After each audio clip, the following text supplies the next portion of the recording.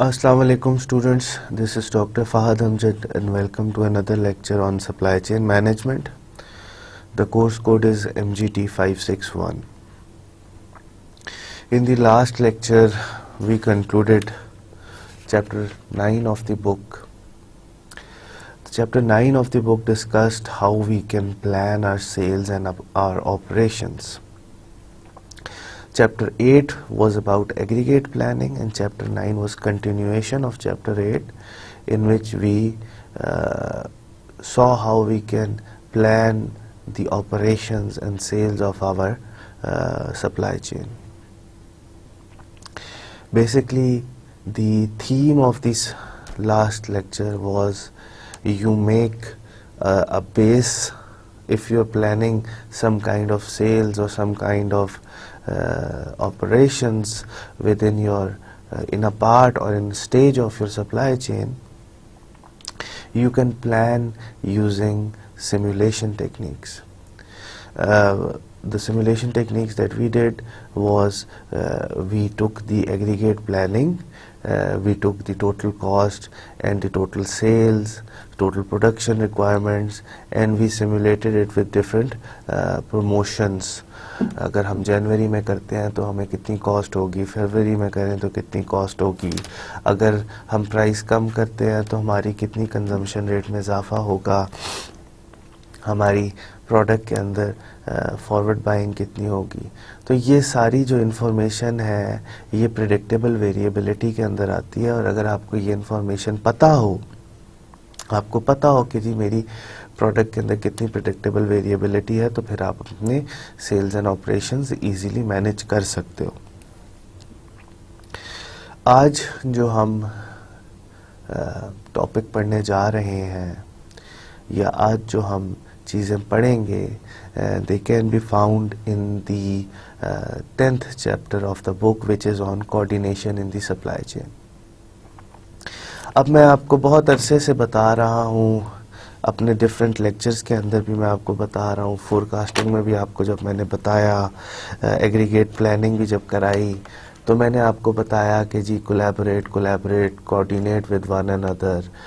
Isolation में कभी ना प्लानिंग करें, आइसोलेशन में कभी फोरकास्टिंग ना करें. तो अब इस चैप्टर के अंदर बेसिकली हम देखेंगे कि जी इम्पैक्ट क्या होता है, what is the basic. We will describe the supply chain coordination and the bullwhip effect and their impact on the supply chain performance.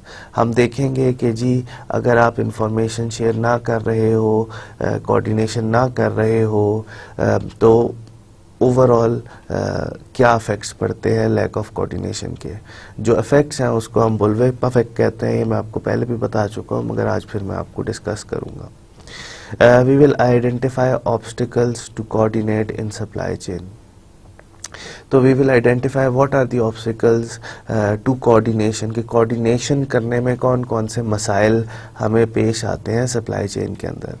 We will discuss managerial levers that help achieve coordination in the supply chain.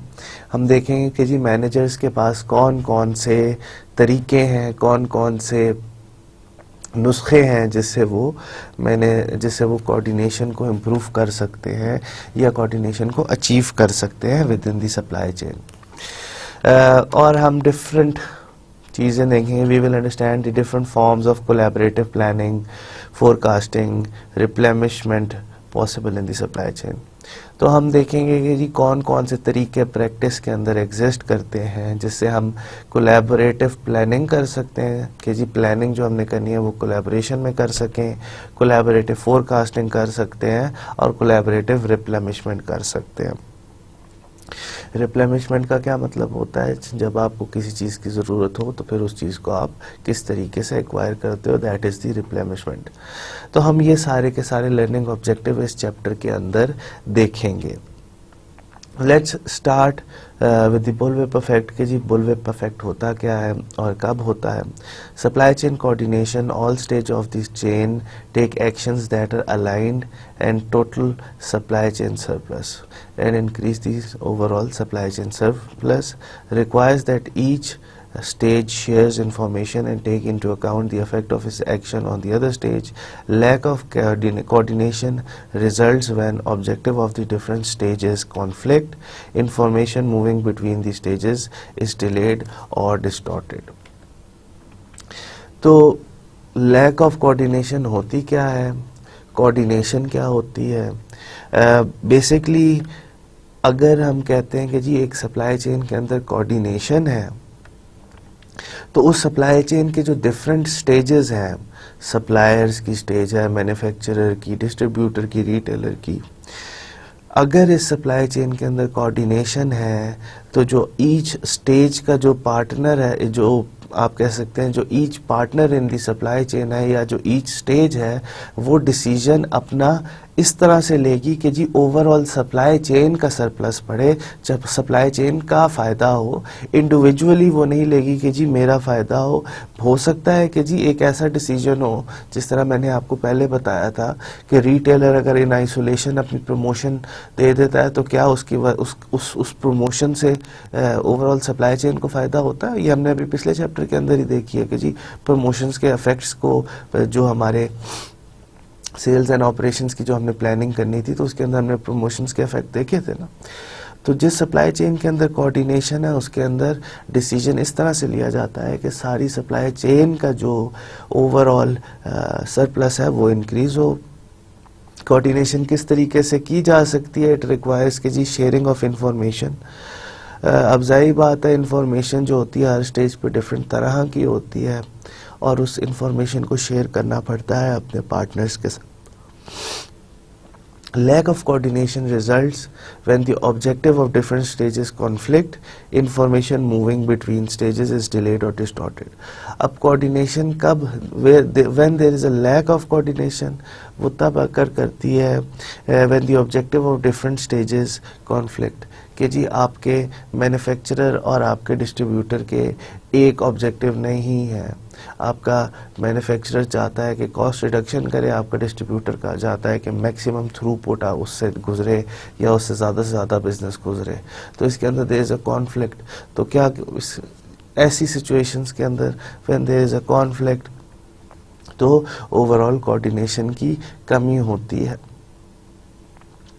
Information moving between stages is delayed और distorted. दूसरी चीज़ ये है कि जी जो information move कर रही है between the stages that is either delayed और डिस्टॉर्टेड। डिले का क्या मतलब होता है? देर से पहुंचे। डिस्टॉर्टेड का क्या मतलब होता है? उसके अंदर कुछ थोड़ी बहुत वेरिएशन आ जाए। अब बुलविप इफेक्ट क्या होता है? Bullwhip effect is the fluctuation in orders increase as they move up the supply chain from retailer to wholesalers to manufacturers to supplier. Distorts demand information within the supply chain, results from a loss of supply chain coordination. अब बुलविप effect जो भी होता है वो हमेशा it is a proven fact कि जी जो fluctuation in demand, bullwhip क्या है? Fluctuation in orders increases as they move up the supply chain. तो कस्टमर की तरफ से थोड़ी सी फ्लक्चुएशन इन डिमांड आई है, फिर आप कस्टमर से डिस्ट्रीब्यूटर की तरफ जाते हो तो वो ज़्यादा ऑर्डर के अंदर वेरिएशन शो कर रहा है। डिस्ट्रीब्यूटर से जब मैन्युफैक्चरर की तरफ जाते हो तो उसके अंदर ज़्यादा वेरिएशन नज़र आ रही है, और इसी तरह से रॉ मटेरियल सप्लायर्स की तरफ जाए तो उनके अंदर भी ज़्यादा वेरिएशन नज़र आती है। Bullwhip effect it's a proven fact तभी होता है जब इंफॉर्मेशन शेयरिंग ना की जाए।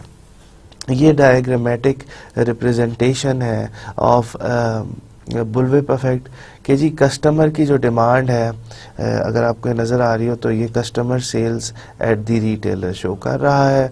ये कस्टमर की डिमांड डिफरेंट 200 के आसपास ओवरऑल इस 200 के ऊपर नीचे हो रही है।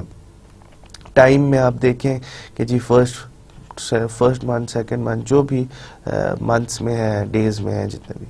अब retailer orders to the wholesaler, अब कस्टमर की जो सेल्स के अंदर वेरिएशन आ रही है वो हमें इधर ऐसे नज़र आ रही है, वो 200 के आसपास है। रिटेलर की जो ऑर्डर के अंदर वेरिएशन है, रिटेलर जब कस्टमर तो आपकी रिटेल स्टोर पे आके ख़रीदता है ना, अब रिटेलर ने भी तो अपनी चीज़ मंगवानी है कहीं से, तो वो होलसेलर से मंगवाएगा।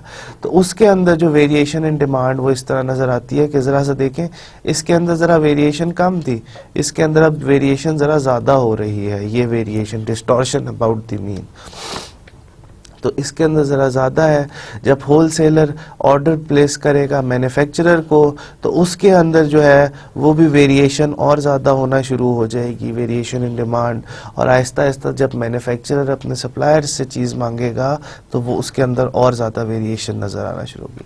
तो आहिस्ता आहिस्ता जैसे जैसे हम जाते हैं अब पिछली स्टेजेस की तरफ, तो जो थोड़ी सी variation from the customer side वो कितनी ज़्यादा डिस्टॉर्ट कर रही है आहिस्ता आहिस्ता आपकी जो ऑर्डर्स हैं, variation in orders as we go back towards the suppliers, back in the supply chain. ये वेरिएशन क्यों होती है? इसकी सिंपल सी बात यही है कि जी अगर कोऑर्डिनेशन नहीं होगी, रिटेलर की होलसेलर से कोऑर्डिनेशन नहीं होगी, वो दोनों अपनी इंफॉर्मेशन शेयर नहीं कर रहे, होलसेलर मैन्युफैक्चरर से इंफॉर्मेशन शेयर नहीं कर रहा, उन्होंने सिर्फ एक कॉन्ट्रैक्चुअल एग्रीमेंट किया हुआ है कि जितनी चीज़ मैं चाहूँगा मैं तुमसे मंगवा लूँगा, तो फिर इसके अंदर क्या होता है, थोड़ी सी वेरिएशन आती है कस्टमर की साइड से डिमांड में, तो रिटेलर कहता है यार डिमांड बढ़ गई है, मुझे कुछ थोड़ी सी और मंगवा लेनी चाहिए जस्ट इन केस कि जी कस्टमर मुझसे ज़्यादा मांगे, तो वो ज़रा ज़्यादा कर देता है ऑर्डर। फिर जब होलसेलर के पास रिटेलर की आती है तो वो कहता है यार डिमांड में रिटेलर ने ज़्यादा चीज़ मांगी है, इसका मतलब है कि जी डिमांड ज़्यादा हो रही है, तो मैं थोड़ी सी अपने लिए और ज़्यादा मंगवा लेता हूँ फ्रॉम द मैन्युफैक्चरर। तो इस तरह ये वेरिएशन नज़र आना शुरू हो जाती है। अगर इन सारों को पता हो कि जी इनिशियल जो वेरिएशन इन डिमांड जो आई है वो सिर्फ इतनी है, तो सारे के सारी जो स्टेजेस हैं, warehouse, wholesalers and manufacturers and suppliers, वो सारे के सारे फिर उसके हिसाब से जो change in demand, actual change in demand जो यहाँ नज़र आ रही है हमें कस्टमर की, उसके हिसाब से अपने रिसोर्सेज को मैनेज करेंगे। अगर इंफॉर्मेशन शेयर नहीं हो रही होगी डिफरेंट एक्टर्स के साथ, तो फिर आपके पास बुलविप इफेक्ट आएगा। अब बुलविप इफेक्ट का ओवरऑल परफॉर्मेंस क्या होता है, परफॉर्मेंस के ऊपर क्या इफेक्ट होता है? ज़ाहिरी बात है जब आप इंफॉर्मेशन शेयर नहीं करोगे बुलविप इफेक्ट आएगा। बुलविप इफेक्ट का परफॉर्मेंस पे क्या इफेक्ट है? आपकी कॉस्ट ऑफ मैन्युफैक्चरिंग बढ़ जाती है, आपकी इन्वेंट्री कॉस्ट बढ़ जाती है, रिप्लेनिशमेंट लीड टाइम्स बढ़ते हैं, ट्रांसपोर्टेशन कॉस्ट बढ़ती हैं, labour cost and shipping and receivings बढ़ जाती है, प्रोडक्ट अवेलेबिलिटी बढ़ जाती है। ये प्रोडक्ट अवेलेबिलिटी अफेक्ट होती है, कभी कभी प्रोडक्ट मिलती है, कभी कभी प्रोडक्ट नहीं मिलती, तो जो होता है ना प्रोडक्ट का अवेलेबल होना, it is less likely if there is lack of information sharing, और इससे relationship across the supply chain वो भी अफेक्ट होते हैं। रिलेशनशिप किस तरह अफेक्ट होते हैं वो हम डिस्कस करेंगे, मगर अब मैं इस पॉइंट को एक एक करके डिस्कस करता हूँ। अब जिस सप्लाई चेन के अंदर कोऑर्डिनेशन नहीं होगी तो ईच पार्टनर जो है वो ऑप्टिमाइज अपने प्रॉफिट को कर रहा होगा। रिटेलर अपने प्रॉफिट को मैक्सिमाइज कर रहा है, जिस तरह मैंने आपको बताया ना, वो ज़रा सा ज़्यादा ऑर्डर कर लेता है जस्ट इन केस के उसके पास डिमांड बढ़ रही है, तो वो ज़रा ज़्यादा ऑर्डर करेगा कि जी वो ज़्यादा अपने प्रॉफिट बना सके व्हेन डिमांड इज़ इंक्रीजिंग। तो पहली बात कि जी जब इंफॉर्मेशन शेयरिंग नहीं हो रही होती तो each stage optimizes its own objectives, जिसकी वजह से ओवरऑल जो सप्लाई चेन की कॉस्ट होती है, टोटल कॉस्ट, उस पर अफेक्ट पड़ता है, टोटल प्रॉफिट्स कम होते हैं, कॉस्ट ऑफ ऑपरेशन ज़्यादा हो जाती है। आपकी मैन्युफैक्चरिंग कॉस्ट क्यों ज़्यादा हो जाती है? क्योंकि आपके पास ज़्यादा वेरिएशन आ रही है। वेरिएशन इन डिमांड जैसे जैसे ज़्यादा होगी उसके हिसाब से आपको बास टाइम पे ज़्यादा लेबर लगाना पड़ेगा, बास टाइम पे आपके पास लेबर फारिग बैठा हुआ है, तो ये इस तरह वेरिएशन की वजह से आपकी मैन्युफैक्चरिंग कॉस्ट कम ज़्यादा हो सकती हैं। इन्वेंट्री कॉस्ट आपकी बढ़ जाती हैं क्योंकि ज़्यादा वेरिएशन आ रही है, तो उसको हैंडल करने के लिए इन्वेंट्री का क्या फ़ायदा है? इन्वेंट्री का फ़ायदा है कि जी it provides a buffer against the variation. तो जितनी ज़्यादा वेरिएशन इन डिमांड होगी उतनी बड़ी आपको इन्वेंट्री रखनी पड़ेगी, जितनी बड़ी इन्वेंट्री रखनी पड़ेगी उतनी ज़्यादा कॉस्ट लगानी पड़ेगी। रिप्लेनिशमेंट लीड टाइम्स जो है वो भी अफेक्ट होते हैं। रिप्लेनिशमेंट लीड टाइम्स क्या होते हैं कि जी आपका जो कस्टमर है उसने आपसे एक चीज़ मांगी, उसने उस एक चीज़ मांगी, उसको कितनी देर में आपने वो चीज़ पहुंचा दी।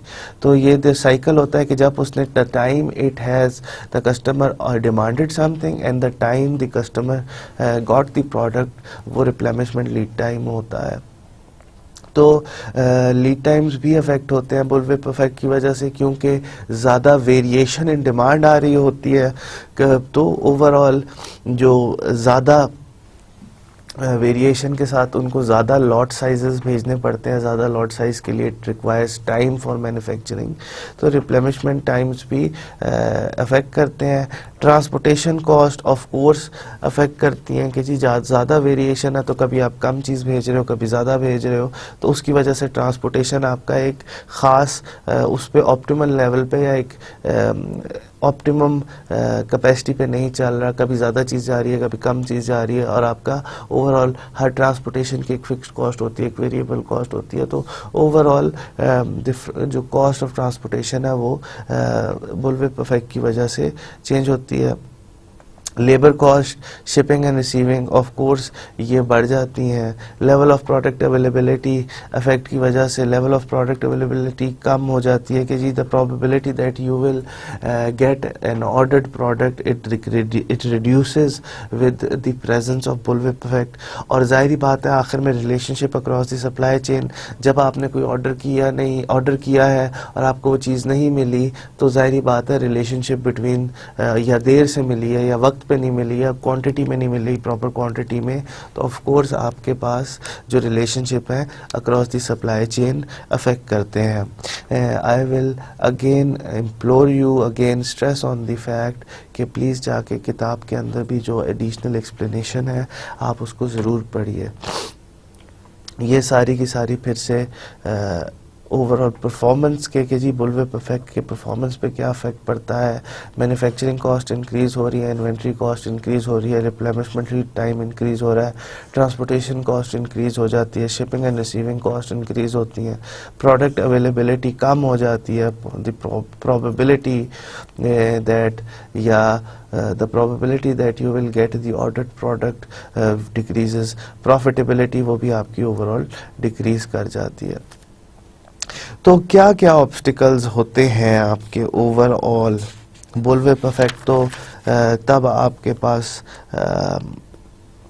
आता है बुलविप इफेक्ट क्या है, फ्लक्चुएशन इन डिमांड को कहते हैं। अब बुलविप इफेक्ट कब सप्लाई चेन के अंदर होता है? बुलविप इफेक्ट तब होता है जब कोऑर्डिनेशन नहीं होती। तो कोऑर्डिनेशन ना होने के क्या मसाइल हैं, क्या ऑब्स्टिकल हैं कोऑर्डिनेशन के रास्ते में in the supply chain? Overall जो डिफरेंट ऑब्स्टिकल्स हैं वो स्लाइड के अंदर समराइज हुए हैं। There are incentive obstacles, information processing obstacles, operational obstacles, pricing obstacles and behavioural obstacles. हम एक एक करके इनको देखते हैं कि जी ये क्या क्या चीज़ें हैं। सबसे पहले incentive obstacles occur when the incentive offered to different stages or participants in the supply chain lead to actions that increase variability and reduce total supply chain profit. Local optimization within function or stage of the supply chains, sales force के जो incentive हैं। अब ये जो overall incentive obstacles ये होते हैं कि जी आपके लोग ईच स्टेजेस के अंदर जो लोग हैं, जो पार्टिसिपेंट्स हैं, उनके इंसेंटिव्स, ये आपके डिफरेंट स्टेजेस हैं ना सप्लाई चेन की, एक रॉ मटेरियल सप्लायर होगा, एक मैन्युफैक्चरर होगा, एक डिस्ट्रीब्यूटर होगा, एक रिटेलर होगा। अब हर स्टेज के अंदर इंसेंटिव, लेट्स से कि जी डिस्ट्रीब्यूटर या रिटेलर के अंदर इंसेंटिव ऐसे हैं, जिस तरह मैंने आपको पहले एग्जांपल दी थी कि जी रिटेलर का क्या इंसेंटिव होता है प्रमोशन देने का। रिटेलर का इंसेंटिव ये होता है कि मैं सस्ती चीज़ दूं, अपने कस्टमर को दूंगा तो मेरा नाम बेहतर होगा, लोग मेरे स्टोर को पहचानेंगे। 20% 30% ऑफ कर दिया मैंने अपनी प्रोडक्ट्स पे, तो ओवरऑल मेरे जो स्टोर है उसकी वाह होगी। तो ये इंसेंटिव्स की मिसअलाइनमेंट है। इसी तरीके से जो सेल्स फोर्स होती है उनके भी जो डिफरेंट इंसेंटिव्स होते हैं वो भी मिसअलाइंड होते हैं। आपकी बुक के अंदर एक सिंपल सी एग्जांपल दी हुई है कि जी एक इटालियन पास्ता मेकर है, उसकी जो सेल्स फोर्स, उनके इंसेंटिव्स ऐसे हैं कि जी वो जितनी ज़्यादा डिस्ट्रीब्यूटर तक चीज़ बेच देते हैं, कि जो पास्ता मैन्युफैक्चरर है उसकी जो सेल्स फोर्स है उनके incentives they are linked with the amount of product they sell to the distributors, not on the amount of product they sell to the end customer, but कि जी distributor तक वो कितनी बेच देते हैं। तो उनका जो ओवरऑल इंटरेक्शन है वो इधर ख़त्म हो जाता है, उसके बाद डिस्ट्रीब्यूटर का मसला है। तो इस तरह के केसेस के अंदर क्या होता है कि वो जो उसके जो मैं आपको एग्जांपल बता रहा हूँ उसकी सेल्स फोर्स क्या करती है, साल के आखिर में जब एवेल्यूएशन करीब होती है तो बहुत सारा स्टफ वो डिस्ट्रीब्यूटर को एक साथ ही बेच देती है, जिसकी वजह से कंपनी की जो डिमांड है उसके अंदर बहुत सारी वेरिएशन आती है। पूरा साल उसकी डिमांड एक लेवल पे होती है, at the end of the year उसकी डिमांड बहुत ज़्यादा ऊपर चली जाती है प्रोडक्ट की। तो इस तरह के डिफरेंट इंसेंटिव्स अकर करते हैं सप्लाई चेन के अंदर। दो तो मैंने आपको बता दिया, एक मैन्युफैक्चरिंग लेवल पे बता दिया मैन्युफैक्चरर एंड डिस्ट्रीब्यूटर के दरमियान में, दूसरी मैंने रिटेलर एंड कस्टमर के दरमियान में बता दी कि जी रिटेलर का ये इंसेंटिव है कि वो अपनी स्टोर की वाह कराए, अपनी सस्ती चीज़ कस्टमर तक पहुंच जाए तो कस्टमर में उसका नाम ज़्यादा बेहतर होगा। तो इस तरह के बहुत सारे आप कह सकते हैं कि इंसेंटिव्स होते हैं जो अकर करते हैं within the supply chain. हर तरह की सप्लाई चेन, फूड्स की सप्लाई चेन हो, पेरिशेबल गुड्स जिनको कहते हैं, इसी तरीके के जो आपकी मैन्युफैक्चरिंग सप्लाई चेन हो, सर्विस सप्लाई चेन हो, उसके अंदर हमेशा ऐसे इंसेंटिव्स अकर करते हैं जिसकी वजह से आपकी ओवरऑल जो प्रॉफिटेबिलिटी होती है सप्लाई चेन की वो अफेक्ट करती है। अब इंफॉर्मेशन प्रोसेसिंग ऑब्स्टिकल्स कौन कौन से होते हैं? When demand information is distorted as it moves between different stages of the supply chain, leading to increased variability in order within the chain. Forecast based on orders, not on customer demand, lack of information sharing. अब ये वो information processing obstacles वो हैं जो मैंने पहले भी आपके साथ डिस्कस की थी कि जी जो सेल्स एंड ऑपरेशंस के अंदर भी मैंने आपसे ये पॉइंट डिस्कस किया था कि जी forecast the demand based on the actual demand of the customer, not on the point of sales data. Point of sales data is affected by the promotions, by the different sales efforts of the retailers. अगर किसी ने कोई discount दे दिया retailer ने तो product की demand patterns change हो जाएंगे. तो we have to forecast based on actual customer demand. हमें पता होना चाहिए कि किस दिन रिटेलर ने कौन सा इंसेंटिव दिया था, उसके हिसाब से फिर आप अपनी प्लानिंग करते हो, फोरकास्टिंग करते हो. तो इंफॉर्मेशन ऑब्स्टिकल्स इस तरह के होते हैं जिसके अंदर आप जो इंफॉर्मेशन कलेक्ट कर रहे होते हो डाउन स्ट्रीम पार्टनर से about the sales of the product, it is that information is either not shared और it is not processed accordingly या प्रॉपरली. ऑपरेशनल ऑब्स्टिकल्स क्या होते हैं? Operational obstacles occur when placing and filing orders lead to an increase in variability. Ordering in large lot, large replenishment lead times, rationing and shortage games. अब इसके अंदर एक नया concept आया है जो अभी तक मैंने आपके साथ इस कोर्स के अंदर डिस्कस नहीं किया. Let us first see these 3 points. अब बाज़ दफ़ा ये होता है कि जी आपके पास पूरी इंडस्ट्री में 3-4 डिस्ट्रीब्यूटर हैं, ठीक है, वही चीज़ को डिस्ट्रीब्यूट कर रहे हैं और आपके पास एक मैन्युफैक्चरिंग प्लांट है, कंपेटिटर कोई नहीं है, एक ही मैन्युफैक्चरिंग प्लांट है, तो वही सारे डिस्ट्रीब्यूशन को हैंडल कर रहा होता है. तो डिस्ट्रीब्यूशन अब इधर इंसेंटिव ये है कि जी क्योंकि कोई और आपका कंपेटिटर नहीं है, सिर्फ आप ही हो, तो डिस्ट्रीब्यूटर क्या करता है, वो ऑर्डर साइज़ जो होता है, ऑर्डर का जो साइज़ है वो ज़्यादा मंगवाता है, क्योंकि उसको पता है कि बार बार एक ही प्लांट है, उससे मैं बार बार थोड़ी थोड़ी चीज़ क्या मंगवाऊँ, मैं एक साथ ही ज़्यादा मंगवा लेता हूँ क्योंकि ज़रूरत तो मुझे पड़नी है. तो जब ये होता है तो इसके अंदर प्रॉब्लम्स आ जाती है वेरिएबिलिटी, क्योंकि ज़्यादा डिमांड कर रहा है, थोड़े थोड़े ऑर्डर्स कम प्लेस कर रहा है मगर ज़्यादा क्वांटिटी में प्लेस कर रहा है, तो उसकी वजह से भी डिस्टॉर्शन आ जाती है आपकी डिमांड के अंदर. और यही दूसरा बात कि जी लॉन्ग रिप्लेनिशमेंट लीड टाइम्स, जब आपके पास कोई और सब्स्टिट्यूट नहीं है आपकी प्रोडक्ट का, तो आपकी रिप्लेनिशमेंट टाइम ज़्यादा है, कस्टमर को ज़्यादा देर इंतज़ार करना पड़ता है. ये जो है हमें जो पाकिस्तान में ये चीज़ नज़र आती है कि जी जब आप टोयोटा मोटर्स को कोई किसी नई टोयोटा का करोला का ऑर्डर करते हो तो आपको कितना इंतज़ार करना पड़ता है. तो इसके अंदर लार्ज रिप्लेनिशमेंट लीड टाइम्स की वजह से भी जो ओवरऑल वेरिएबिलिटी इन डिमांड आती है. जब लार्ज रिप्लेनिशमेंट टाइम होता है तो बहुत सारे एक्टर्स फिर ज़्यादा चीज़ मंगवा लेते हैं कि जी हमें इस्तेमाल तो करनी ही है बाद में. अब जो रैशनिंग एंड शॉर्टेज गेम है वो बेसिकली तब उसी एनवायरनमेंट में अकर करती है कि जी जब लेट्स से कि जी आपके पास लिमिटेड रिसोर्स है या लिमिटेड प्रोडक्शन कैपेसिटी है और आपके जो कस्टमर हैं या जो आपके डिस्ट्रीब्यूटर हैं वो आपसे ही चीज़ मांग रहे हैं. कभी कभी कंपनीज ये भी करती हैं कि जी वो डिस्ट्रीब्यूटर्स को कहती हैं कि हम आपको पूरा ऑर्डर नहीं देंगे, हम आपको आपके ऑर्डर का 70 या 80% देंगे. तो अगर आपने मुझसे 80 चीज़ें मांगी हैं, अगर आपने मुझसे 100 चीज़ें मांगी हैं, लेट्स से कि डिस्ट्रीब्यूटर ने अगर 100 चीज़ें मैन्युफैक्चरर से मांगी है, तो मैन्युफैक्चरर उसको 80 चीज़ें बना के भेजता है, वो 20% रैशनिंग कर देता है कि जी उसके पास इतनी कैपेसिटी नहीं होती.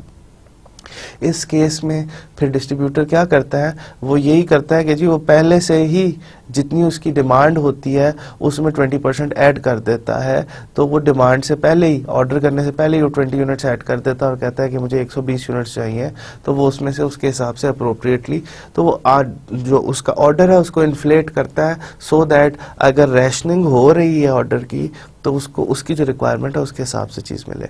अब इस केस के अंदर भी आप देखें कि इंफॉर्मेशन जो है वो डिस्टॉर्ट कर रहा है आपका जो प्लेयर है, द डिस्ट्रीब्यूटर और the downstream players of the downstream player in the supply chain. तो इस तरह के बहुत सारे जो होती हैं गेम्स हो रही होती हैं सप्लाई चेन के अंदर, इंसेंटिव की मिसअलाइनमेंट हो रही होती है.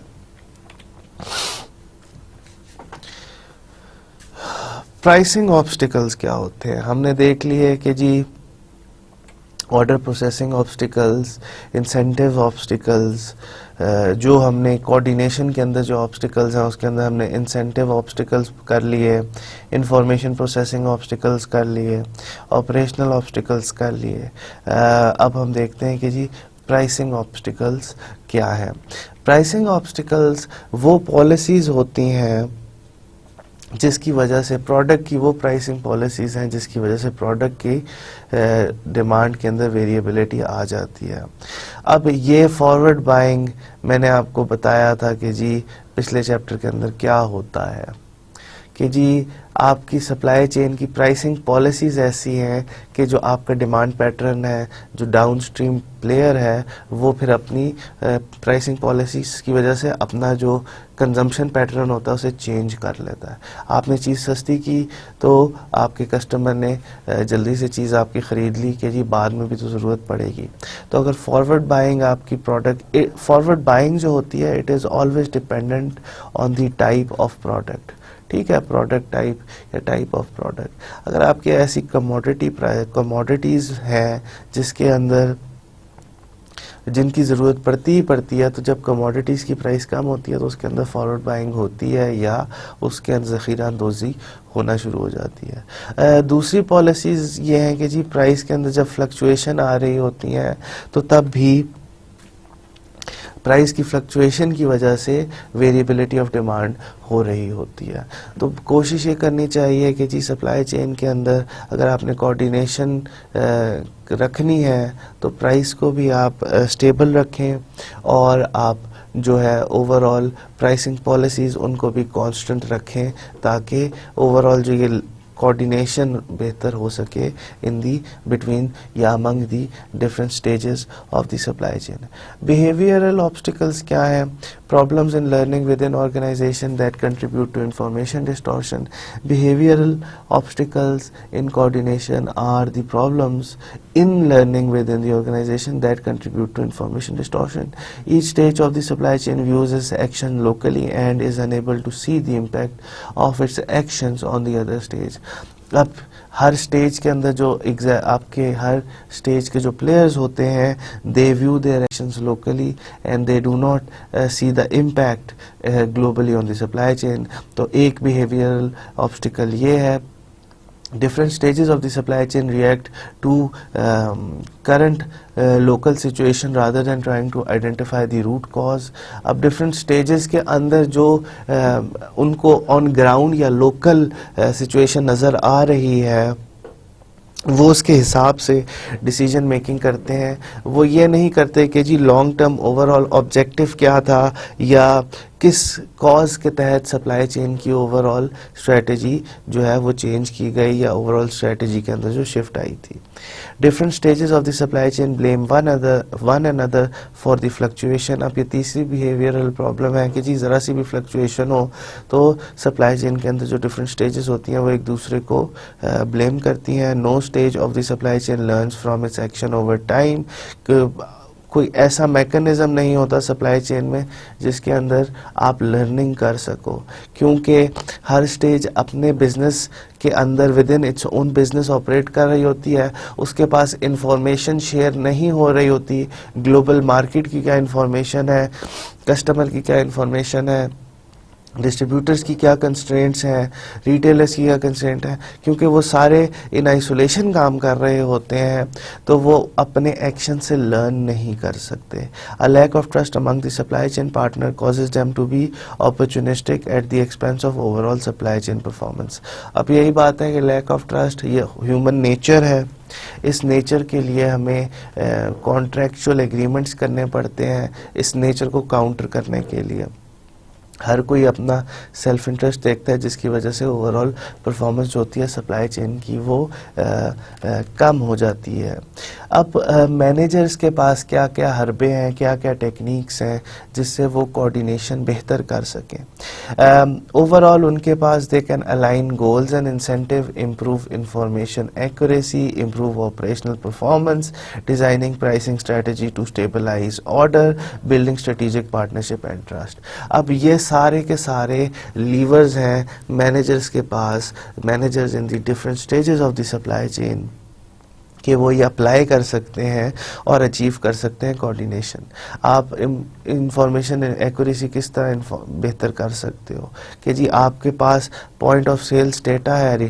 पॉइंट ऑफ सेल्स डेटा जब आप लेट्स डिस्ट्रीब्यूटर के साथ, रिटेलर जो है वो डिस्ट्रीब्यूटर के साथ शेयर करता है तो उस शेयरिंग के साथ वो एडिशनल इंफॉर्मेशन भी दे कि जी मेरी क्या प्रमोशन चल रही थी कि नहीं चल रही थी, मैंने क्या काम किया जिसकी वजह से जो मेरी पॉइंट ऑफ सेल्स डाटा ये है। इसके अलावा पॉइंट ऑफ सेल्स डाटा के अलावा नॉर्मली रिटेलर्स अपनी इन्वेंट्री की जो पोजीशन होती है या इन्वेंट्री लेवल्स जो होते हैं वो भी शेयर करते हैं. It is a much more accurate information to the distributor as compare to point of sales data. तो इन्वेंट्री लेवल्स जो हैं they are much more accurate performance indexes for the distributors. इस तरीके से डिफरेंट टेक्निक्स हैं कि जी distributor identify कर सकता है कि मुझे आप इस इंफॉर्मेशन का एक्सेस दो, या मैन्युफैक्चरर डिस्ट्रीब्यूटर से इन चीज़ों का डिमांड कर सकता है. ऑपरेशनल परफॉर्मेंस किस तरह से बेहतर की जा सकती है? ऑपरेशनल परफॉर्मेंस ऑफ कोर्स मैंने आपको पहले पूरे चैप्टर्स के अंदर बताया कि जी ऑपरेशनल परफॉर्मेंस होती क्या है और किस तरीके से हम बेहतर कर सकते हैं. प्राइसिंग स्ट्रैटेजीज़ क्या होती हैं? प्राइसिंग स्ट्रैटेजीज़ पिछले चैप्टर के अंदर हमने देखी कि जी ज़रा सी प्राइसिंग स्ट्रैटेजी कम हो या प्राइसिंग स्ट्रैटेजी के अंदर वेरिएशन आए तो डिमांड पैटर्न्स, जो कस्टमर के डिमांड पैटर्न्स होते हैं वो चेंज हो जाते हैं. डिमांड पैटर्न्स के अंदर हम क्या क्या चीज़ का कंसिडर कर रहे होते हैं कि जी मैं अगर प्राइस कम करता हूँ तो क्या मार्केट के साइज़ में कमी ज़्यादती हो रही है? मैं अगर प्राइस कम करता हूँ तो क्या फॉरवर्ड बाइंग कितनी हो रही है? कंजम्पशन रेट कितना बढ़ रहा है? फॉरवर्ड बाइंग कितनी हो रही है? अगर मैं प्राइस चेंज करता हूँ तो क्या मैं स्टील कर रहा हूँ अपने कंपेटिटर से? तो ये सारे जो आपके वेरिएबल्स होते हैं ये आपको अंडर कंसिडरेशन रखने पड़ते हैं. जो आखिरी लीवर है managerial lever, that is achieving strategic partnership and trust within different partners. अब ये डिफरेंट इंडिविजुअली बताया गया है कि जी किस किस तरीके से हम डिफरेंट जो डिफरेंट मैनेजर्स के पास जो लीवर हैं कि जी goals and incentive, improving information accuracy, improving operational performance, designing pricing strategies to stabilise orders, building strategic partnership and trust. अब हम ये देखते हैं कि जी इंडिविजुअली हम क्या कर सकते हैं इसके अंदर. Individually how can we align goals and incentives? Aligning goals and incentives so that every participants in the supply chain activities works to maximise the total supply chain. अब ये किस तरह किया जा सकता है? ये तीनों पॉइंट एक ही तरह के पॉइंट है. You have to align goals and incentive, align goals across the supply chain, align incentive across the different functions, pricing for coordination, alter sales force incentives. तो how can we align goals, how can we align functions? अब जाहिर बात है goals align तभी होते हैं जब आपकी जो परफॉर्मेंस है उसकी मेजरमेंट और जो आपको परफॉर्मेंस एंड रिवॉर्ड्स जो आपको उसके मिल रहे हैं उस परफॉर्मेंस के, वो अलाइन हो जाए. अगर आप सिर्फ लोकल परफॉर्मेंस पे ही रिवॉर्ड्स दोगे तो then that is a misalignment of your incentives and your overall आपका जो सप्लाई चेन की प्रॉफिटेबिलिटी का इंक्रीज़ करने का गोल है उसके अंदर मिस अलाइनमेंट होगी. तो आपके पास जितने भी पार्टिसिपेंट्स हैं उनको इस चीज़ का ख्याल रखना चाहिए कि जी ओवरऑल सप्लाई चेन के जो प्रॉफिट्स हैं वो मैक्सिमाइज हों and not the individual stages. अब ये किस तरह से इम्प्लीमेंट किया जा सकता है? ये सारे पार्टनर्स को बैठ के एक कॉन्ट्रैक्चुअल एग्रीमेंट करना पड़ेगा कि जी जितना फ़ायदा होगा that will be distributed among the different partners of the supply chain, not only the individual stages. Improving individual information visibility and accuracy, sharing point of sales data, implementing collaborative forecasting and planning, designing single stage control of replenishment, continuous replenishment program, vendor managed inventory. अब vendor managed inventory क्या होती है और replenishment, continuous replenishment programmes क्या होते हैं, ये मैं आपको बताता हूँ. कोलैबोरेटिव फोरकास्टिंग एंड प्लानिंग तो मैं आपको पहले ही बता चुका हूँ. पॉइंट ऑफ सेल डाटा क्या होता है वो भी मैंने आपको बताया. पॉइंट ऑफ सेल्स डाटा एक रिटेलर के पास होता है कि जी कस्टमर ने किस टाइम पे आके कितनी चीज़ खरीदी, कौन सी चीज़ खरीदी, तो ये पॉइंट ऑफ सेल्स डाटा होता है. अब रिटेलर जो होता है, रिटेलर के पास डिफरेंट टाइप ऑफ इंफॉर्मेशन होता है. एक तो उसके पास पॉइंट ऑफ सेल्स डाटा होता है और उसके पास दूसरा डाटा होता है कि जी उसकी इन्वेंट्री लेवल्स कितने हैं डिफरेंट प्रोडक्ट्स के और उनकी चेंज कैसे आ रही है विद टाइम. तो डिफरेंट टाइप्स ऑफ डाटा आपके रिटेलर के पास होता है। एक कस्टमर की डिमांड का डाटा होता है और दूसरा डाटा वो जो पॉइंट ऑफ सेल्स के साथ रिलेट कर रहा होता है, that is inventory levels of different products with in its inventory. अगर आपने इंफॉर्मेशन की विजिबिलिटी एंड एक्यूरेसी इंक्रीज करनी है, आपने कोऑर्डिनेशन इंक्रीज करनी है, तो जाहिर बात है पॉइंट ऑफ सेल्स डाटा आपको इम्प्लीमेंट करना पड़ेगा।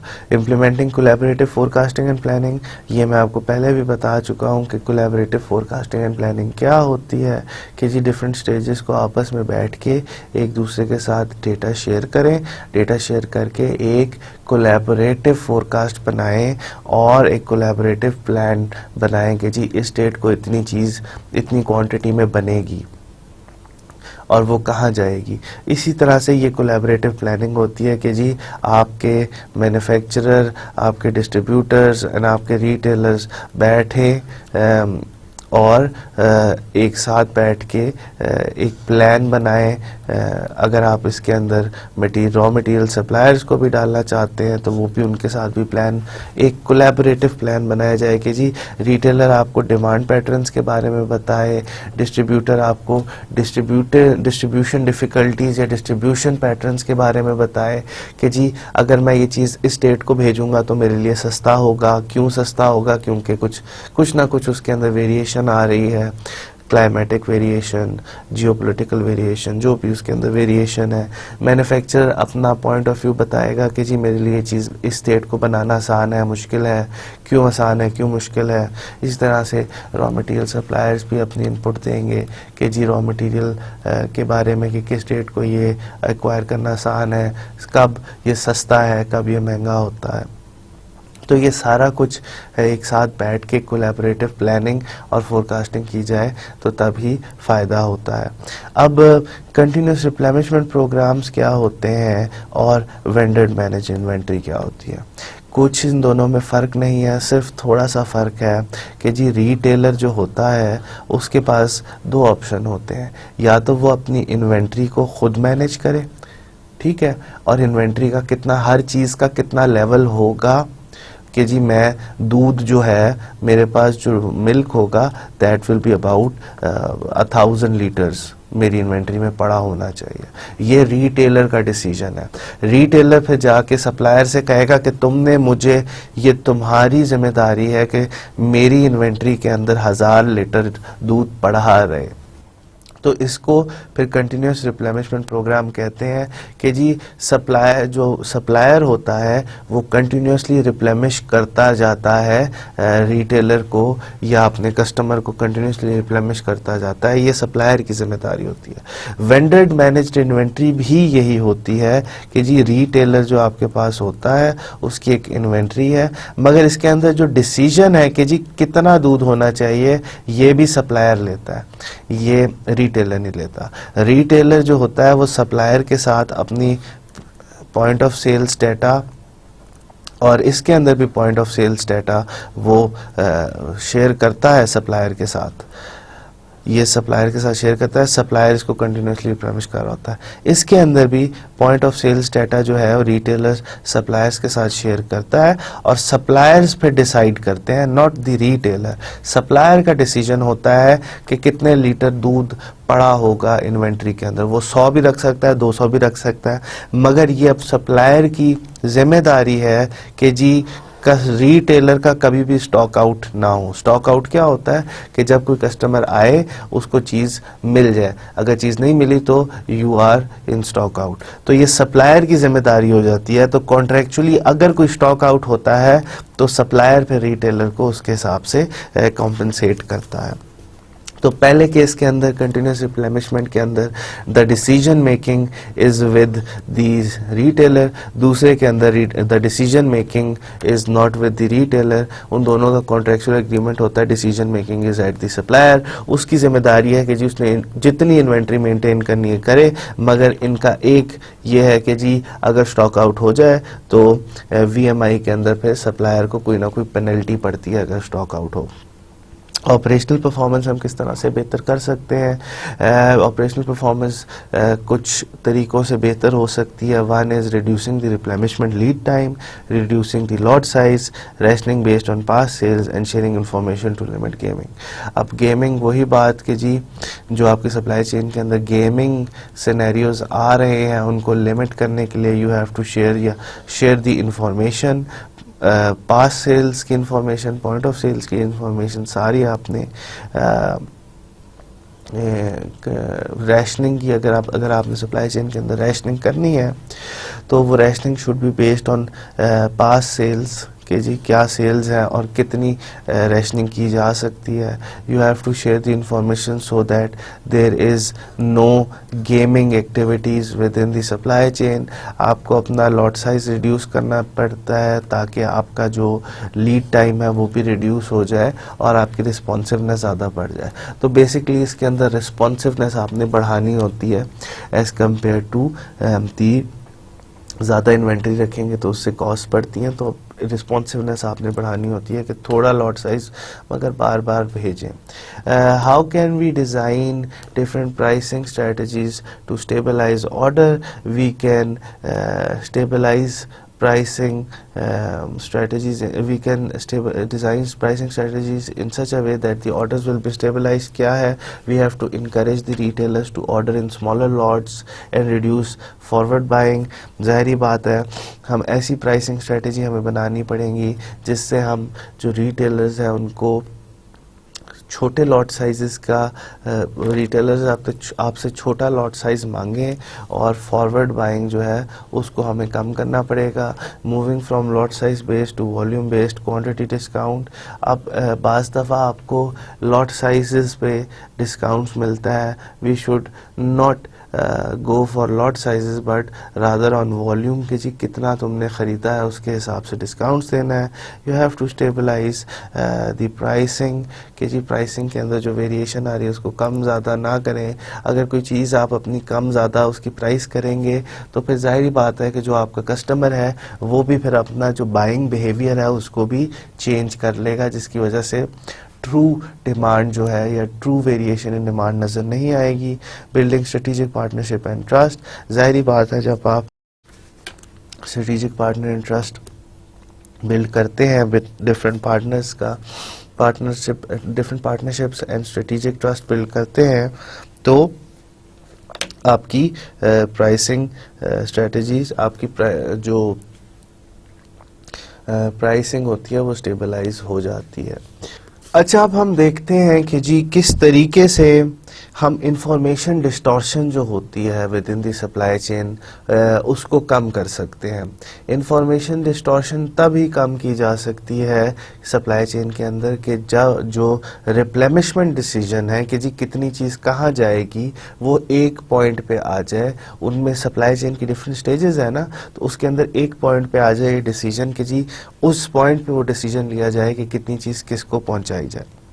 तो अगर आप सिंगल पॉइंट ऑफ रिप्लेनिशमेंट कर दें कि जी इस जगह से ऑर्डर आएगा और इतनी चीज़ पहुंचाई जाएगी, तो तभी जो इंफॉर्मेशन डिस्टॉर्शन होती है within the supply chain वो कम की जा सकती है। तो you have to assign as responsibility या replenishment decision responsibility to a single point और a single stage within the supply chain. अब डिफरेंट सिनेरियोज हैं इस केस के अंदर। Continuous replenishment and vendor manage inventory.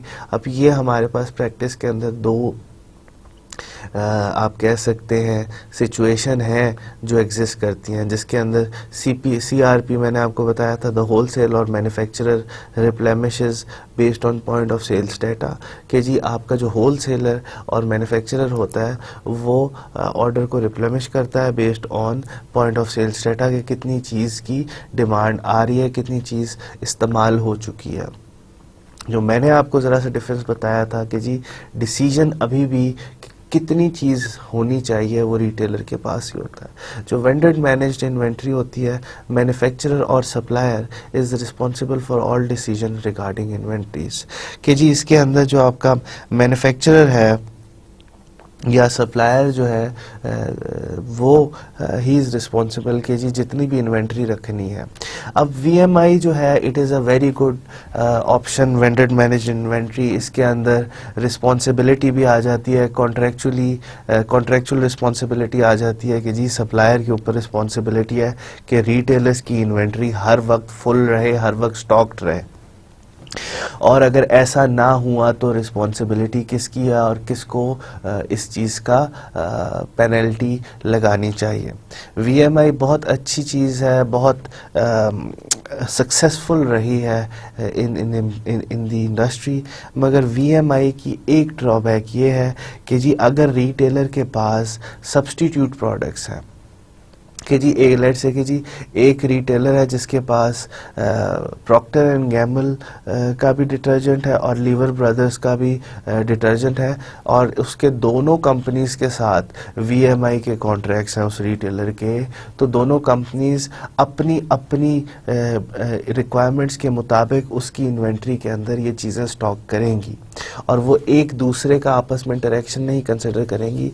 Procter and Gamble अपनी requirements की या अपनी खुद डिसाइड करेगी जो कि उसने कितनी रिटेलर के पास इन्वेंट्री रखनी है, और लीवर ब्रदर खुद डिसाइड करेगा कि उसने कितनी इन्वेंट्री रखनी है। दोनों चीज़ें एक ही हैं, डिटर्जेंट है, सब्स्टिट्यूट प्रोडक्ट्स हैं, तो इस केस के अंदर रिटेलर को ज़्यादा इन्वेंट्री रखनी पड़ती है या रिटेलर को रिडंडेंट इन्वेंट्री रखनी पड़ती है। तो इसका एक ड्रॉबैक जो है वो ये है। Collaborative planning, forecasting and replenishment होता क्या है? A business practice that combines the intelligence of multiple partners in planning and fulfilment of customer demand. कि जी जो ये प्रोसेस है कोलैबोरेटिव प्लानिंग एंड फोरकास्टिंग का, collaborative planning, forecasting and replenishment का, ये बेसिकली एक बिजनेस प्रैक्टिस है जिसके अंदर जो combined intelligence of multiple partners होती है इन प्लानिंग उसको मिलाया जाता है। अब बेसिक स्टेप्स क्या होते हैं collaborative planning, forecasting and replenishment के? सबसे पहले you have to make a strategy and then plan.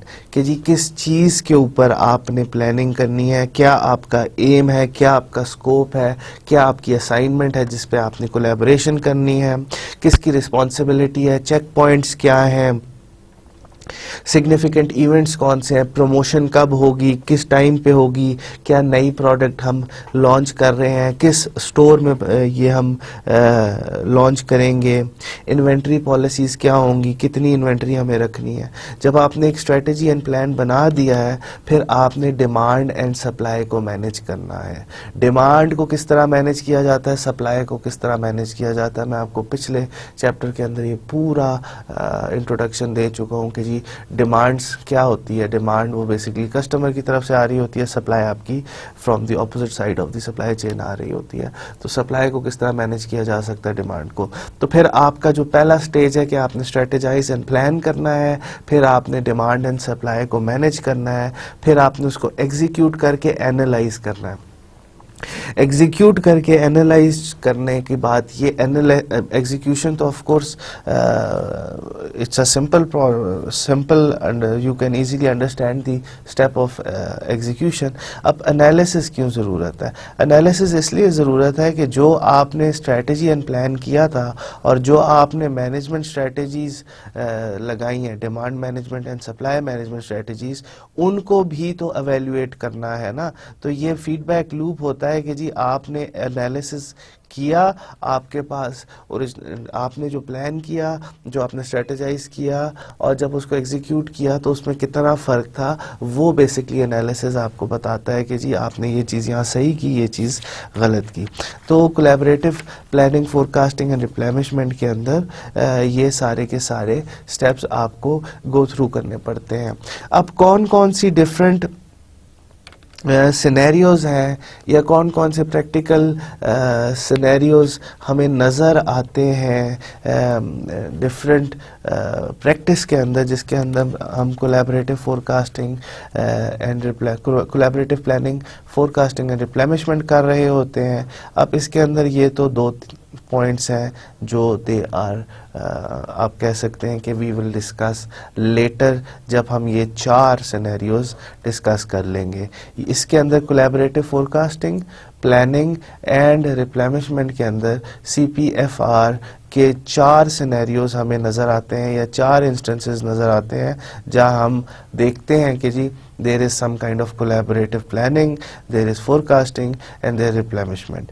अब इसके अंदर रिटेल इवेंट कोलैबोरेशन जो है वो फर्स्ट आपको नज़र आती है। इसके अंदर क्या किया जाता है कि जी आपका 2 पार्टीज़ एक साथ कोलैबोरेट करती हैं, वो SKU लेवल तक, स्टॉक कीपिंग यूनिट तक कोलैबोरेशन करती हैं और फोरकास्ट करती हैं कि जी किस प्रोडक्ट की कितनी डिमांड होगी।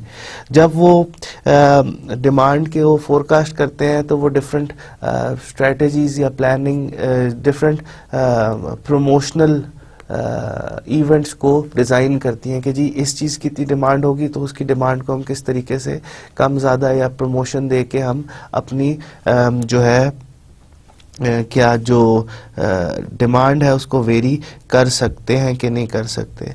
तो फिर उसके हिसाब से जब वो डिफरेंट प्रमोशंस और डिफरेंट इवेंट्स प्लान कर लेते हैं तो उसके बाद वो एक टाइम होराइजन में उस प्रोडक्ट की डिमांड को मैनेज करते हैं कि जी उन्हें पता है कि जी हमने इस टाइम के अंदर प्रमोशंस करनी है, सेल्स करनी है। उनको पता है कि जी SKU हर स्टॉक कीपिंग यूनिट की डिमांड कितनी होनी है। उनको पता है कि जी जो डिफरेंट फैक्टर्स हैं जो डिमांड को अफेक्ट करते हैं वो सारे पता है। उसके हिसाब से वो एक ख़ास टाइम पीरियड के लिए एक इवेंट प्लान करते हैं कि जी हम इधर अपनी जो रिटेल इवेंट या चीज़ बेचेंगे। उसके हिसाब से जब वो इवेंट प्लान कर लेते हैं, ये 2 पार्टीज एक साथ मिल के, डिफरेंट रिटेलर्स हो सकते हैं, रिटेलर्स एंड डिस्ट्रीब्यूटर्स हो सकते हैं, वो फिर उसके बाद जब उनको एक आइडिया हो जाता है कि जी कितनी डिमांड होगी, उसके हिसाब से फिर वो जो डिमांड होती है वो करते हैं अपने बैक एंड स्टेज से कि जी हमें इतनी चीज़ चाहिए होगी और इस पैटर्न से चाहिए होगी। मंडे को तुमने मुझे 100 चीज़ें भेजनी है, ट्यूसडे को 200, वेडनेसडे को 300, 400, इस तरीके से वो एक प्लान बनाते हैं। DC रिप्लेनिशमेंट का भी यही है आइडिया कि जी एक तो रिटेल इवेंट की कोलैबोरेशन है। DC के अंदर क्या किया जाता है कि जी डिस्ट्रीब्यूशन, 2 डिस्ट्रीब्यूशन पार्टीज जो है वो एक साथ कोलैबोरेट करती हैं। वो एंटिसिपेट करती हैं कि जी कितनी डिमांड आने लगी है। एंटिसिपेटेड डिमांड को फिर वो उसके हिसाब से एक इवेंट के अंदर या एक टाइम पीरियड के अंदर उस डिमांड की रिक्वायरमेंट्स बताते हैं कि जी कितनी डिमांड आएगी। उसके हिसाब से फिर वो एक सेट ऑफ ऑर्डर्स भेजते हैं मैन्युफैक्चरर की तरफ कि हमें इतनी चीज़ इस स्टेट तक चाहिए। तो इसमें क्या होता है, इसमें दोनों का फ़ायदा होता है। DCs जो होते हैं उनके पास पता होता है कि जी चीज़ कितनी आएगी, और जो मैन्युफैक्चरर होता है उसकी जो एक कैपेसिटी होती है वो पहले से ही लॉक कर लेते हैं DCs कि जी मैन्युफैक्चरर के पास सबसे बड़ा ख़तरा क्या होता है, यार मेरी कैपेसिटी जो या जो मेरी मशीनें लगी हुई हैं, जो मैंने लेबर हायर किया है वो यूटिलाइज होता रहे। तो इस तरीके से जब हम कोलैबोरेटिव DC की रिप्लेनिशमेंट कोलैबोरेशन करते हैं तो उसके हमारे पास एक सेट ऑफ ऑर्डर्स होते हैं मैन्युफैक्चरर के पास कि पहले महीने इतनी डिमांड चाहिए, दूसरे महीने इतनी डिमांड चाहिए, तीसरे महीने इतनी डिमांड चाहिए, चौथे महीने इतनी डिमांड चाहिए। ऑल ये जो ऑर्डर्स होते हैं they are to replenish that जो कोलैबोरेशन कर रहे हैं उस टाइम पीरियड के अंदर। स्टोर लेवल कोलैबोरेशन भी यही होती है DC रिप्लेनिशमेंट कोलैबोरेशन की तरह, मगर ये स्टोर लेवल पे की जाती है। अब इसके अंदर ज़रा डिफ़िकल्टी होती है, ज़रा ज़्यादा डिफ़िकल्टी होती है। इसके अंदर क्यों डिफ़िकल्टी होती है, क्योंकि collaboration at the level of the stores it is somewhat difficult. Collaboration at the DC level is easy, collaboration at the level of the stores is somewhat difficult because stores have to share the information and because of the technological limitations stores की जो data होता है उसको share करना ज़्यादा मुश्किल होता है। डेटा अगर शेयर भी हो जाए तो डेटा को प्रोसेस करना ज़्यादा मुश्किल होता है। Collaborative assortment planning basically fashion items के लिए की जाती है। ये सीजनल होती है। जैसे डिमांड आनी होती है उसके हिसाब से एक प्री सीजन सारे raw material suppliers, fashion designers, जो मैन्युफैक्चरर्स होते हैं वो सारे एक साथ मिलते हैं, मिलके बैठ के प्रोडक्ट देखते हैं, प्रोडक्ट की डिमांड को फोरकास्ट करते हैं कि जी ये प्रोडक्ट कितनी बिकेगी, उसके हिसाब से उसको मैन्युफैक्चर करते हैं। तो कोलैबोरेटिव असॉर्टमेंट प्लानिंग जो है वो एक और इंस्टेंट है collaborative planning, forecasting and replenishment की। तो हमारे पास इंडस्ट्री के अंदर इन प्रैक्टिस हमारे पास 4 सिनेरियो हैं जिसके अंदर हम CPFR कर रहे होते हैं। CPFR का मतलब है collaborative planning, forecasting and replenishment, और वो event, retail event, DC replenishment, store replenishment and collaborative assortment planning होती है।